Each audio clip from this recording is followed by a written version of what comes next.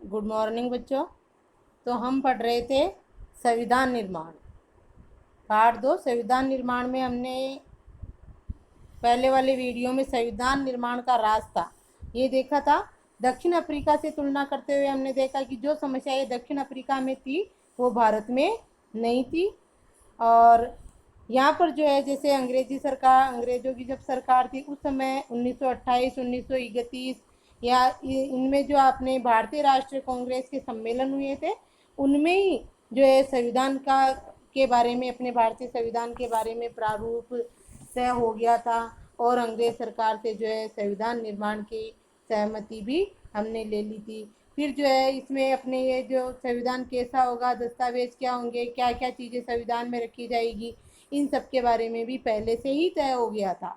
और औपनिवेशिक, हमारे यहाँ के नेताओं को, भारत के नेताओं को औपनिवेशिक शासन की राजनीतिक संस्थाओं और व्यवस्थाओं को जानने और समझने से भी नई राजनीतिक संस्थाओं का स्वरूप तय करने में क्या मिली थी, मदद मिल गई थी। हमारे यहाँ पर 1937 के बाद ब्रिटिश शासन वाले भारत में भी जो प्रादेशिक असेंबलियाँ होती थी और उनके चुनाव कराए जाते थे वो पूरी तरह से लोकतांत्रिक नहीं थे। और इस तरह से राजनीति में भाग लेते हुए भारतीय नेताओं को क्या राजनीति का अनुभव हो गया था कि लोकतांत्रिक शासन व्यवस्था में हमें किन चीज़ों की आवश्यकता है और क्या चीज़ें लोकतंत्र के लिए ठीक नहीं है। यहाँ तक का हो गया। फिर इसके बाद जो है संसदीय लोकतंत्र के कामकाज, इसके बारे में ब्रिटेन की जो संसद यहाँ पर जो कार्य कर रही थी उसको देखकर फ्रांसीसी क्रांति का प्रभाव, अमेरिका का स्वतंत्रता आंदोलन, इन सबसे जो है प्रभावित होकर भारतीयों ने अपने लिए जो है भारतीय प्रभावित हुए और अपनी सामाजिक और आर्थिक समानता पर आधारित व्यवस्था की कल्पना करते हुए जो है उन्होंने अपने भारतीय संविधान का निर्माण करना तय किया। अब देखो संविधान सभा, भारत आज़ाद 15 अगस्त 1947 को हुआ, लेकिन भारतीय सभा के निर्माण की बात तो वो 1935 के अधिनियम में ही स्वीकृत कर ली गई थी। और 1946 9 दिसंबर 1946 को तो हमारी संविधान सभा की पहली बैठक हो गई थी आज़ादी से पहले ही। अब देखो संविधान सभा, आज का टॉपिक अपना यहाँ से है। संविधान निर्माण का रास्ता साफ हो गया और हमारे देश के नेताओं ने जो है एक प्रारूप भी अपने हिसाब से तय कर लिया कि हमारे संविधान में क्या चीज़ें होगी, सरकार के लिए क्या होगा, क्या अधिकार होंगे, किस प्रकार सरकार चुनी जाएगी, नागरिकों को क्या अधिकार होंगे, क्या कर्तव्य, ये सारी चीज़ें जो है तय हो गई थी।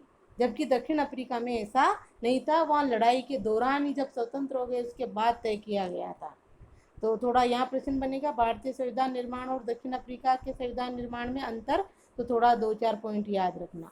अब देखो संविधान सभा, फिर भी भारत के संविधान के निर्माता कौन थे, यहाँ आपको संविधान बनाने की में प्रमुख भूमिका निभाने वाले कुछ नेताओं के बारे में बहुत संक्षेप में कुछ जानकारियाँ मिलेगी।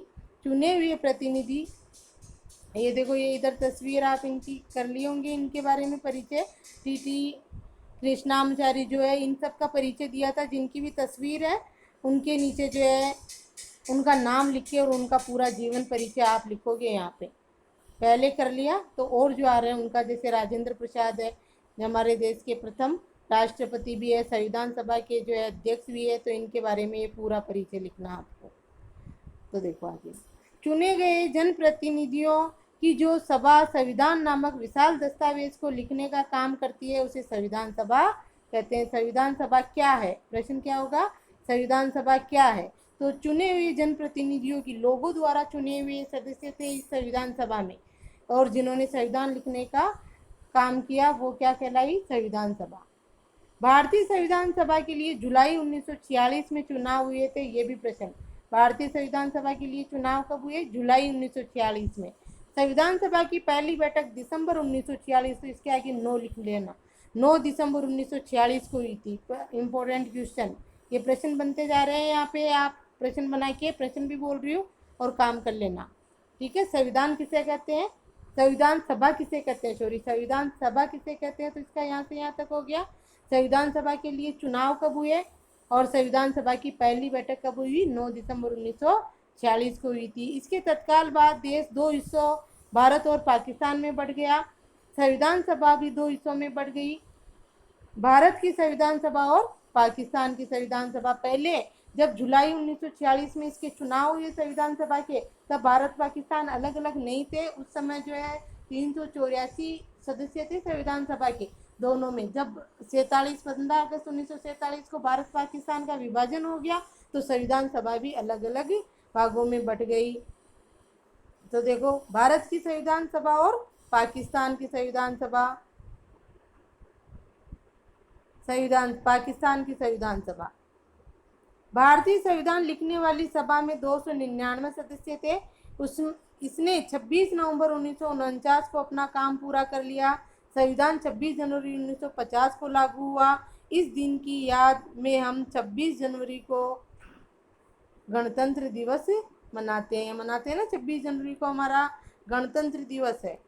तो संविधान सभा, भारतीय संविधान लिखने वाली जो संविधान सभा दो भागों में विभाजित हो गई। पहले 384 सदस्य थे, लेकिन अब सदस्य भी डिवाइड हो गए। तो भारतीय संविधान लिखने वाले सदस्य कितने थे? 299। यानी भारतीय संविधान सभा में सदस्य कितने थे? 299। और इन्होंने जो है 26 नवंबर 1949 को अपना काम पूरा कर दिया था। हमारा संविधान, भारतीय संविधान 26 नवंबर 1949 को अंगीकृत, स्वीकृत कर लिया गया था, यानी बनकर तैयार हो गया था। तो ये भी प्रश्न होगा आपका, कितने सदस्य थे? ये नोट्स की तरह बनाना है आपको, संविधान सभा हेडिंग डाल के। और हमारा संविधान लागू कब हुआ? 26 जनवरी 1950 को। और 26 जनवरी को हम अपना गणतंत्र दिवस मनाते हैं। तो देखो, 26 जनवरी गणतंत्र, हमारा देश गणराज्य बन गया था कि 26 जनवरी 1950 को ही हमारे प्रथम राष्ट्रपति जो थे डॉक्टर राजेंद्र प्रसाद, उन्होंने जो है अपना पदभार ग्रहण किया था। यानी राष्ट्रपति पद 26 जनवरी 1950 से ही सुसज्जित हमारे यहाँ पर हुआ था। इससे पहले वो गवर्नर जनरल थे, वाइसराय, जो सी राजगोपालाचारी। यानी राष्ट्रपति हमारे कब बने थे? 26 जनवरी 1950 को। और हमारे राष्ट्रपति कैसे थे? वंशानुगत न होकर जनता द्वारा निर्वाचित थे। ठीक है, इसलिए भारत को क्या कहते हैं? गणराज्य कहते हैं। और इस दिन, इसीलिए जो है 26 जनवरी को गणतंत्र दिवस कहते हैं। 15 अगस्त को हमारा स्वतंत्र दिवस और 26 जनवरी को गणतंत्र दिवस। तो 26 जनवरी को सबसे पहले तो क्या कि हमारा संविधान लागू हुआ था 26 जनवरी 1950 को। और दूसरा, 26 जनवरी 1950 को हमारा देश जो है गणतंत्र हुआ था। गणतंत्र होने का मतलब समझ गए कि हमारे देश के प्रथम राष्ट्रपति ने इस दिन ही शपथ ली थी। राष्ट्रपति पद की शपथ 26 जनवरी 1950 को ली थी प्रथम राष्ट्रपति डॉक्टर राजेंद्र प्रसाद ने। और गणराज्य, गणतंत्र क्यों कहलाता है? क्योंकि वो राष्ट्रपति जो है जनता द्वारा निर्वाचित थे। ये आपके 8th में भी था। ठीक है, तो ये इम्पोर्टेंट है आपके लिए पूरा पैराग्राफ। और इनका भी परिचय लिखोगे आप सबका। आगे देखो, देखो ये कौन है? जयपाल सिंह। परिचय देखो जयपाल सिंह का। 1903 से 1970 जन्म, झारखंड, खिलाड़ी और शिक्षाविद, भारतीय हॉकी टीम के पहले कप्तान और आदिवासी महासभा के संस्थापक अध्यक्ष और बाद में झारखंड पार्टी के संस्थापक रहे। कौन? जयपाल सिंह। और ये देखो S.C. मुखर्जी, इनका परिचय देखो। S.C. मुखर्जी 1887 से 1956 जन्म, बंगाल, संविधान सभा के उपाध्यक्ष। तो अध्यक्ष तो कौन थे? डॉक्टर राजेंद्र प्रसाद। और उपाध्यक्ष कौन थे? ये कौन? H.C. मुखर्जी। H.C. मुखर्जी। तो इसमें अंडरलाइन कर लो, उपाध्यक्ष। प्रसिद्ध लेखक और शिक्षाविद, कांग्रेसी नेता, ऑल इंडिया क्रिश्चियन काउंसिल और बंगाल विधानसभा के सदस्य, बाद में बंगाल के राज्यपाल बने। ये इनका परिचय हो गया। तो ये सबका परिचय आप लिखोगे अपनी कॉपी में। ये देखो आगे, ये जी दुर्गाबाई देशमुख, ये 1909 से 1981 तक रही। जन्म आंध्र प्रदेश, वकील और महिला मुक्ति कार्यकर्ता, आंध्र महिला सभा की संस्थापक, कांग्रेस की सक्रिय नेता और बाद में केंद्रीय समाज कल्याण बोर्ड की संस्थापक और अध्यक्ष रही। तो इन सब के बारे में आप परिचय लिखोगे। ठीक है, अब आगे देखो, ये पूरा पैराग्राफ हो गया। संविधान सभा पढ़ रहे हैं अपन। तो संविधान सभा की पहली बैठक कितने सदस्य थे, कब संविधान बना कर दे दिया था, या पहली बैठक से उधर से शुरू हो जाएगा ये संविधान सभा का। और एक एक चीज़ को एक एक लाइन में संविधान सभा हेडिंग डालकर नोट्स के रूप में लिखनी है। 26 जनवरी 1950 को हमारा संविधान लागू हो गया। बनकर कब तैयार हो गया? 26 नवंबर 1949 को। ये 26 जनवरी 1950 को क्यों लागू हुआ, ये भी मैंने आपको कहानी सुना रखी है। आगे देखो, इस सभा द्वारा 50 साल से भी पहले बनाए संविधान को हम क्यों मानते हैं? हमने पहले ही एक कारण का जिक्र किया है। संविधान सिर्फ संविधान सभा के सदस्यों के विचारों को ही व्यक्त नहीं करता, वह अपने समय की व्यापक सहमतियों को व्यक्त करता है। दुनिया के कई देशों में संविधान को फिर से लिखना पड़ा क्योंकि संविधान में दर्ज बुनियादी बातों पर ही वहाँ के सभी सामाजिक समूह या राजनीतिक दलों की सहमति नहीं थी। कई देशों में संविधान है पर वह कागज का टुकड़ा या किसी भी अन्य किताब की तरह का दस्तावेज भर है, कोई भी उस पर आचरण नहीं करता है। पर हमारे संविधान का अनुभव एकदम अलग है। कई देशों में संविधान है लेकिन उनका पालन नहीं किया जाता है। हमारा संविधान जो है 50 साल पहले बना है, 60 साल पहले बना, लेकिन उसमें भी जो है ये आज के भविष्य के बारे में हमने पहले पढ़ा था ना कि भविष्य में हमें किन चीज़ों की आवश्यकता होगी, वो उस समय ही दूरदर्शिता से उसमें काम लिया गया था।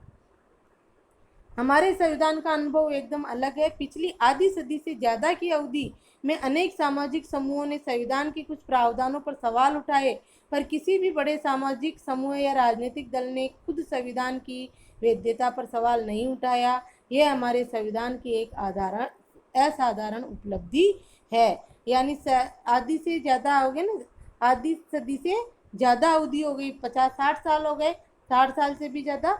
उसमें जो कुछ समूहों ने इसके बारे में जो है इसके प्रावधानों पर कुछ सवाल उठाए थे, लेकिन कोई बड़े सामाजिक समूह या किसी राजनीतिक दल ने जो है संविधान की वैधता पर आज तक कोई सवाल नहीं उठाया। बाकी कई देश ऐसे हैं जिनके संविधान लिखे गए हैं लेकिन न तो सरकार उसका पालन करती है और न वहाँ के नागरिक। लेकिन भारत के संविधान में ऐसा नहीं है। संविधान को मानने का दूसरा कारण यह है कि संविधान सभा भी भारत के लोगों का ही प्रतिनिधित्व कर रही थी। उस समय सार्वभौमिक वयस्क मताधिकार नहीं था, इसलिए संविधान सभा का चुनाव देश के लोग प्रत्यक्ष ढंग से नहीं कर सकते थे। इसका चुनाव मुख्य रूप से उन प्रांतीय असेंबलियों के सदस्यों ने किया था जिनका जिक्र हम पहले ही कर चुके थे। प्रांतीय असेंबलियाँ थी हमारे जो ये अंग्रेजी राज में जो थे ना, दो प्रकार का भारत, रियासती भारत और ब्रिटिश भारत। तो ब्रिटिश भारत में थी ये प्रांतीय असेंबलियाँ, तो उनके जो सदस्य थे वो जनता द्वारा चुने जाते थे और उन सदस्यों ने जो है भारतीय संविधान सभा के सदस्यों का चुनाव किया था। इसके कारण सभी के देश के सभी भौगोलिक क्षेत्रों का इसमें उचित प्रतिनिधित्व हो गया था, क्योंकि वो प्रांतीय असेंबलियों में देश के सभी क्षेत्रों से सदस्य चुनकर जाते थे। इस सभा में भारतीय राष्ट्रीय कांग्रेस के सदस्यों का भी प्रभुत्व था। जो हमारे 1885 में हुई थी ना भारतीय राष्ट्रीय कांग्रेस की स्थापना, उसके सदस्यों का भी प्रतिनिधित्व था, जिसने राष्ट्रीय आंदोलन की अगुवाई की थी।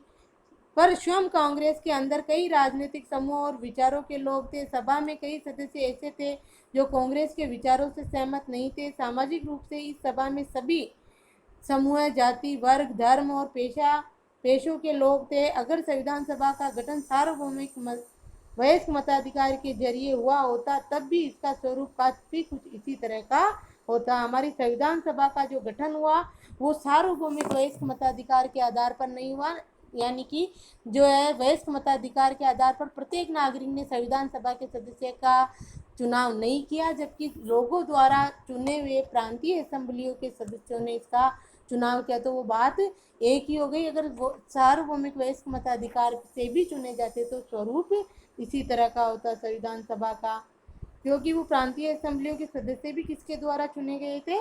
जनता द्वारा। और अंततः जिस तरह संविधान सभा ने काम किया वह संविधान को एक तरह की पवित्रता और वैधता देता है। संविधान सभा का काम काफ़ी व्यवस्थित, खुला और सर्वसम्मति बनाने के प्रयास पर आधारित था। सबसे पहले कुछ बुनियादी सिद्धांत तय किए गए और उन पर सबकी सहमति बनाई गई। फिर प्रारूप कमेटी के प्रमुख डॉक्टर भीमराव अंबेडकर, ये भी प्रश्न है। प्रारूप समिति थी, संविधान सभा में 6 समितियां थी, 6 समितियों में सबसे मुख्य समिति थी प्रारूप समिति, और उसके अध्यक्ष थे डॉक्टर भीमराव अंबेडकर। कमेटी, प्रारूप कमेटी या प्रारूप समिति एक ही बात है। प्रारूप समिति के अध्यक्ष कौन थे? डॉक्टर भीमराव अंबेडकर ने चर्चा के लिए एक प्रारूप संविधान बनाया। संविधान का प्रारूप किसने तैयार किया? डॉक्टर भीमराव अंबेडकर ने, और ये प्रारूप समिति के अध्यक्ष थे। प्रारूप किसने तैयार किया, ये भी ध्यान रखोगे आप, डॉक्टर भीमराव अंबेडकर ने। संविधान के प्रारूप की प्रत्येक धारा पर कई कई दौर में चर्चा हुई। 2000 से ज़्यादा संशोधनों पर विचार हुआ। तो इन्होंने प्रारूप तक कर दिया, लेकिन जनता के सामने उसको प्रस्तुत किया, बहुत बहसें हुई, चर्चाएं हुई, कई चीज़ों को बदला गया, कई चीज़ों को हटाया गया, कई चीज़ें जोड़ी गई, ऐसे ही संविधान नहीं बन गया। आगे देखो, 3 वर्षों में कुल 114 दिनों की गंभीर चर्चा हुई। सभा में पेश हर प्रस्ताव, हर शब्द और वहाँ की गई हर बात को रिकॉर्ड किया गया और संभाला गया, यानी हर चीज़ को रिकॉर्ड किया गया और संभाल कर रखा गया कि किसने किस वक्त क्या बोला था। ठीक है, और 3 वर्ष लगे, 2 वर्ष 11 माह 18 दिन लगे ना, लगभग 3 वर्ष। तो और फिक्स याद रखोगे आप, तो संविधान बनने में कितना समय लगा? 2 वर्ष 11 माह 18 दिन, और 114 दिन की गंभीर चर्चा हुई। सभा में पेश हर प्रस्ताव, हर शब्द को रिकॉर्ड किया गया, हर शब्द का अहमियत जानी गई कि ये जोड़ना है या नहीं जोड़ना है। चर्चा बहस के बाद उसको संविधान में जोड़ा गया। इन्हें कॉन्स्टिट्यूएंट असेंबली डिबेट्स नाम से 12 मोटे खंडों में प्रकाशित किया गया। जो बहस चर्चाएं हुई थी ना, ये रिकॉर्ड बना था, उसको जो है 12 मोटे खंडों में प्रकाशित किया गया। इन्हीं बहसों से हर प्रावधान के पीछे की सोच और तर्क को समझा जा सकता है। संविधान की व्याख्या के लिए भी इस बहस के दस्तावेजों का उपयोग होता है। संविधान की जो व्याख्या की जाती है उसमें भी आज भी जो है ये जो 12 मोटे खंडों में इसको प्रकाशित किया गया था उस समय का, कि जो है किसने किया का, हर शब्द का या हर वाक्य का या हर चीज़ जो संविधान में लिखी गई, जोड़ी गई, उसका मूल अर्थ क्या होगा, उसके बारे में जो है आज भी क्या होती है, चर्चाएं होती रहती है। इस बहस के दस्तावेज का उपयोग होता है। जो ये 12 मोटे खंडों में हुई है ना, तो इनका जो है आज भी वकील अध्ययन करते हैं। संविधान की व्याख्या करते समय उसको भी देखा जाता है कि उस समय हमारे भारतीय संविधान निर्माताओं ने जो चीज़ें लिखी है उसका मूल अर्थ क्या होगा, तब इन 12 खंडों को देखा जाता है। देखो आगे, तो थोड़ा यहाँ ध्यान रख लोगे आप, ये जो इस नाम से कॉन्स्टिट्यूएंट असेंबली डिबेट्स के नाम से मोटे 12 खंड प्रकाशित किए गए। हर प्रावधान के पीछे की सोच और तर्क को क्या गया, समझा गया। अब जब संविधान की व्याख्या की जाती है तो उसकी सोच और तर्क को देखा जाता है कि ये चीज़ जोड़ी गई तो इसका मुख्य उद्देश्य क्या है। ठीक है, ये हो गया भारत संविधान सभा का। भारतीय संविधान निर्माताओं के बारे में यहाँ दी गई सभी जानकारियों को पढ़े, आपको कुछ कंटस्ट करने की जरूरत नहीं है। इस आधार पर निम्नलिखित कथनों के पक्ष में उदाहरण प्रस्तुत करें। संविधान सभा में ऐसे अनेक सदस्य थे जो कांग्रेसी नहीं थे, ऐसे भी सदस्य थे जो कांग्रेसी नहीं थे। प्रांतीय असेंबली और शहर यहाँ से आए हुए लोग थे। सभा में समाज के अलग अलग समूहों का प्रतिनिधित्व था। हाँ था, क्योंकि जो प्रांतीय असेंबलियों के सदस्य थे वो अलग अलग समूहों से चुने हुए थे पूरे भारत से। सभा के सदस्यों की विचारधारा भी क्या थी, अलग अलग थी। तो ये इस तरह के उदाहरण आप प्रस्तुत करोगे। और ये है बलदेव सिंह, इसका इनके भी जीवन परिचय में इनका भी आप लिखोगे, जिसकी भी फोटो है और उसके नीचे इस तरह परिचय, उन सब का नाम डालकर हेडिंग डालकर आप परिचय लिखोगे।